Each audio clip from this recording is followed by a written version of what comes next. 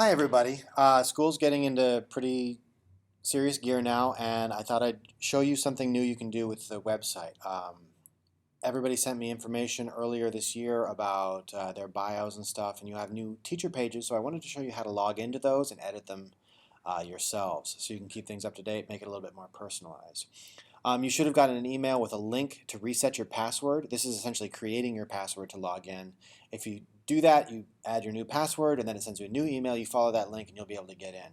But this is after you've done that and created your account. This is how you can get in general. So you can either go to department list. This is how you're just finding your page, basically going the way anybody else would go. So let's pretend you're me. Go to the English department, and down here are all the teachers. So if I were to pick myself and click on teacher page, still doing it just like anybody in the outside world would. Right now you can see I've got the generic background and my school picture. Both of those are things that I can edit as well as all of these. So you scroll all the way down, and here in the bottom corner is something that says staff login. So it's pretty unobtrusive. Wouldn't notice it if you're not a teacher, but it's good to know where it is. You can also find yourself by clicking on this little search staff and putting in your name. So let's do that staff login.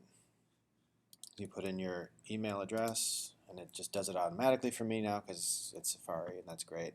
So you submit. It says, yeah, you're logged in, and it brings you to this thing. This is your opening kind of page. So you can change your prefix. If it says Mrs. in your Mr. or whatever it is, fix that.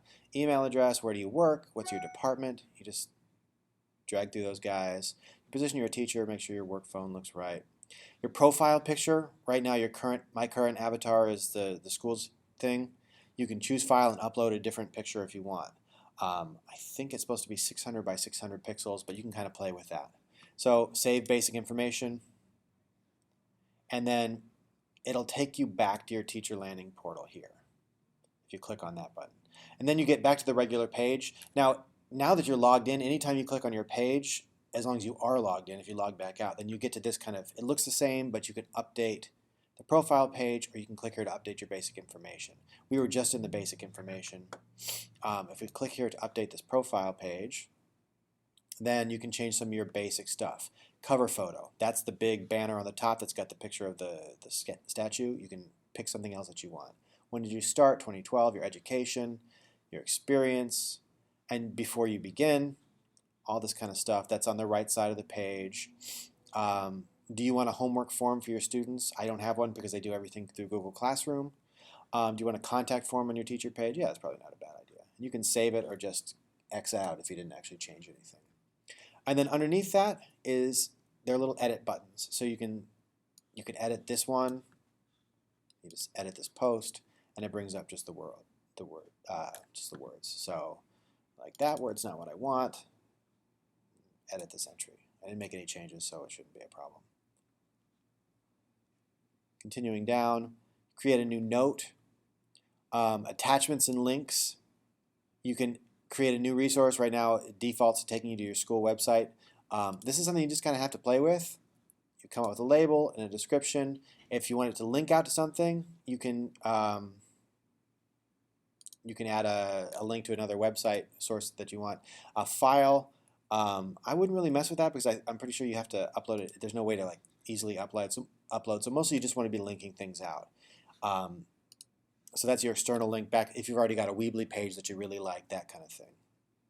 Send me a note, that's already built in there. You can edit the resources that are already there. Visit my website. Not always the easiest thing to do. Sometimes if you want to get rid of something, it doesn't seem to be any clear way to do that yet, so you have to contact me and I'll do that for you. I think I can do that from the back end. Fingers crossed. I'm still learning the new site as much as you guys are in a lot of ways. But you can also drop in new notes, things that you want to say, so headline and a body. It's pretty simple. You post the note. And that's all there is to it, really. That's how you can mess with your stuff. So you can pick any picture you want for here, you can change all that detail. So I hope that helps, and we start getting some kind of cool original sites that all look the same at first, but then remember that the key idea, to my mind, is that you keep the basic information that you want, schedule, that kind of stuff right in here, and then an easy link out to the bigger site that's a little bit more flexible, and also that you've probably already made. So you don't have to completely recreate the wheel just because we have a new website.